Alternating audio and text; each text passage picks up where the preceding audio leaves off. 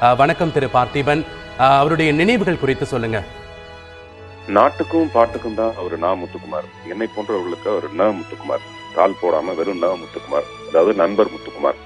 அந்த அளவுக்கு நட்பை பாராட்டக்கூடிய ஒரு நல்ல கவிஞர் அவர். என்னுடைய நட்பை மட்டும் இல்ல, சக கவிஞர்கள் எல்லாருடைய பாடல்கள் சிறப்பா இருக்குங்கிறத மேடையில அழகா அந்த வரிகளை உட்பட குறிப்பிட்டு சொல்லி பாராட்டக்கூடிய ஒரு நல்ல நட்பு உள்ளம் படைத்தவர் அவர்.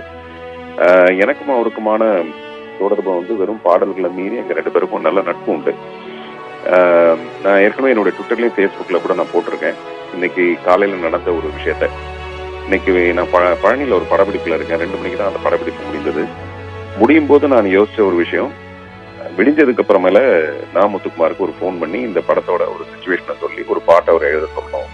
ஏன்னா போன மாசம் அவர் எனக்கு ஃபோன் பண்ணி கேட்டார், உங்க படத்தோட இந்த ஃபர்ஸ்ட் லுக் ரொம்ப நல்லா இருக்கு, கோடிட்ட இடங்கள் நிரப்புக, இந்த படத்தில் நான் எழுதுறேன் இல்ல பாட்டு அப்படின்னாரு. நான் சொன்னேன், நீங்க எல்லாமே எப்படிதான் டெஃபரெண்டா எழுதுறீங்க அப்படின்னு சொன்னேன். அதை நினைவுல வச்சு கூப்பிடணுங்கிறதுக்காக அவரை ட்ரை பண்ணேன். அவரை ட்ரை பண்ண நான் போட்டு ட்ரை பண்ணா அதுல வெறும் கான்டாக்ட் இருக்கே தவிர அதுல நம்பரே இல்லை. எப்படி நம்பர் இல்லாம இருக்கும்? நான் தான் தொடர்ந்து அவரோட பேசிட்டு இருக்கிறேன்னு சொல்லிட்டு அப்புறம் மறுபடியும் கவிஞர் நா. முத்துக்குமார்னு போட்டா அந்த லிஸ்ட்ல இருந்தது, அந்த கான்டாக்ட்ல அவருடைய பேர் இருந்தது. அதாவது அவர் நம்ம கிட்ட மிச்சப்படுறது கவிஞரா மிச்சப்பட்டிருக்காரு. ஒரு நண்பரா நாம அவரை இழந்தாலும் அவருடைய வரிகளும் வார்த்தைகளும் பாடல்களும் படைப்புகளும் நம்ம கிட்ட அது மட்டுமே மிச்சமா இருக்கு. அது ஒரு சின்ன ஆறுதலுக்குரிய விஷயம் தான். இருந்தா கூட இந்த 41 வயசுங்கிறது ரொம்ப எனக்கு ரொம்ப குறுகிய அவருடைய வாழ்க்கை ரொம்ப வருத்தத்தை கொடுக்குற ஒரு விஷயம். தொடர்ந்து அவர் நல்ல பாடல்களை எழுதி ஒவ்வொரு வருஷமும் ஒரு சிறந்த கவிஞர்களுடைய வரிசையில் அவர் இருக்கிறது ரொம்ப சந்தோஷமான விஷயம்.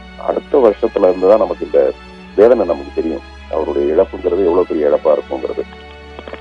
அவரோட தொடர்ந்து சொல்ற ஒரு விஷயம் அந்த ஒரு கல் ஒரு கண்ணாடி உடையாமல் மோதிக்கொண்டால் காதல் அதுக்கு ஈக்குவல் அவர் ஒண்ணுமே இல்லை சார்.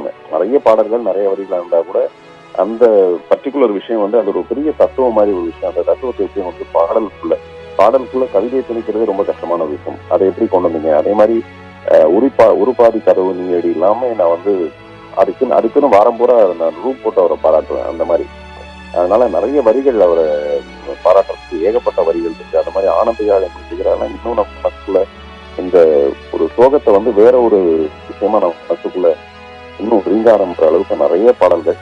எனக்கு எல்லாத்த விட அவர் ஒரு அப்பாவா நான் ரொம்ப அவரை மதிப்பேன்.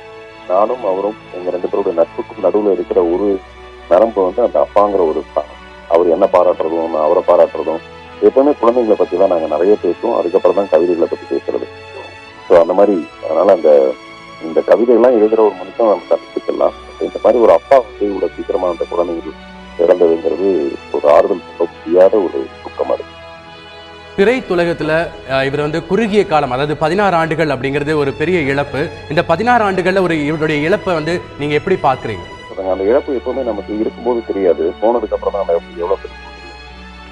இந்த சென்ற இந்த 16 வருடங்கள் அவர் எழுதின பாடல்கள் அந்த சிறப்பா நம்ம மனசுல பதிக்க அத்தனை வரிகள் நம்ம அடுத்த வருஷம் நம்ம டெஃபரெண்டா மிஸ் பண்ணுவோம். மிஸ் பண்ணும்போது தான் தெரியும் எவ்வளவு சிறந்த ஒரு கவிஞரை நம்ம மிஸ் பண்ணிருக்கோம். எப்பவுமே இருக்கும்போது அந்த இழப்பு நமக்கு பெருசா தெரியறதில்லை. அதே மாதிரி நான் ஏற்கனவே வச்சிருக்கேன் மரணத்தை பத்தி. சம்பந்தப்பட்டவனை தவிர சகலருக்கும் தெரிகிறது மரணம். சம்பந்தப்பட்டவனை தவிர சகலருக்கும் தெரிகிறது மரணம். அந்த மாதிரி இன்னைக்கு அவருடைய மரணம் நமக்குலாம் எவ்வளவு பெரிய துக்கத்தை ஏற்படுத்திருக்குன்ற அந்த வருத்தமே அவருக்கு தெரியாது. அதுவே அவருக்கு தெரியாது. அது நினைச்சா ரொம்ப வேதனையா இருக்கு.